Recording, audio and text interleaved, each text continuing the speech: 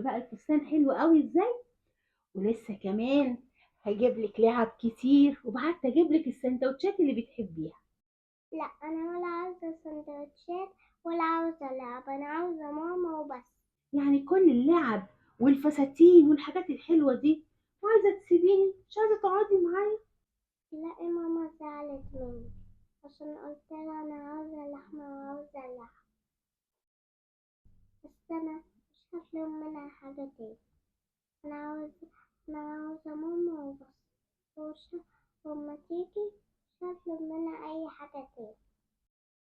بصي يا جميله، انت بنت ذكيه ومش هينفع يضحك عليكي بسهوله. انا هقولك الحقيقه، ماما كانت تعبانه ومرضها ملهوش علاج، فانا عايزاكي تعتبريني انا ماما، عشان ماما راحت عند ربنا.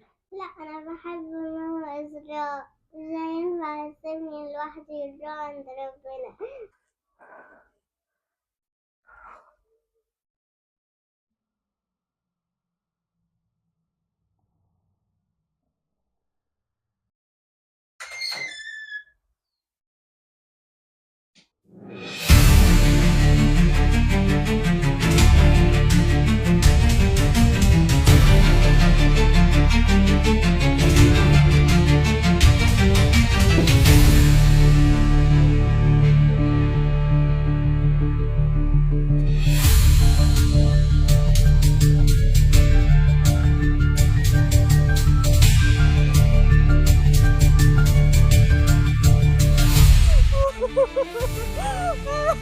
يا والله مظلومة، والله ما عملت حاجة. مظلومة والله يا حسام، يا عمي والله مظلومة. أنا عمري ما خنتك أبدا يا حسام.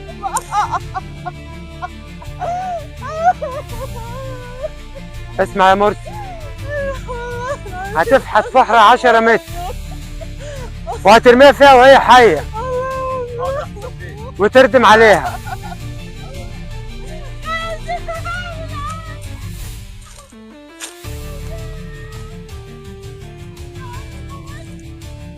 مراتك هي السبب، وهي اللي خلتني اقول كده، لان هي ما بتخلفش والعيب منها، وكانت خايفه ان انت تتجوز عليها او تطلقها.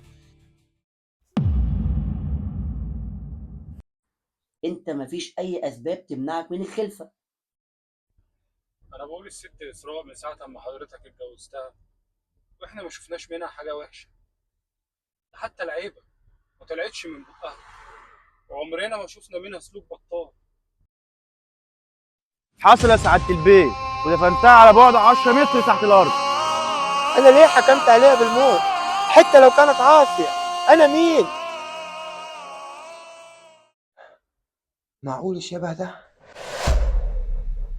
ده مش شبه حسام بيه.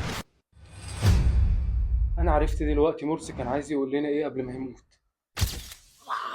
مرسي مرسي، انا عايزكم تخلي بالكم الست هانم.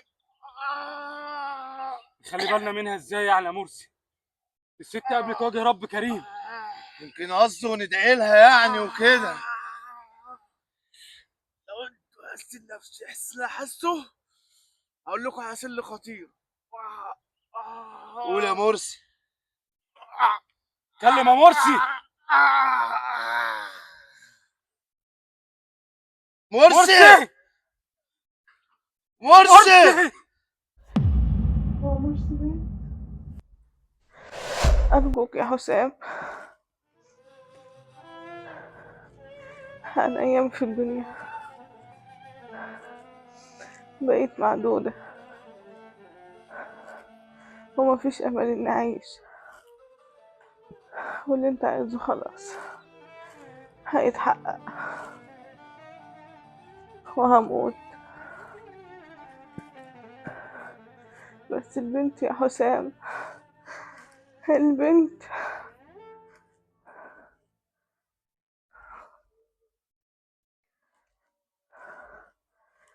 أنا مش عايزاها تتبهدل. دي بنتك يا حسام، ومن صلبك، حتى خدها وحللها. هتلاقيني عمري ما خنتك. قصدك مين؟ في بنت زي القمر واسمها جميلة، كلها شبهك، ويشهد ربنا إنها بنتك ومن صلبك.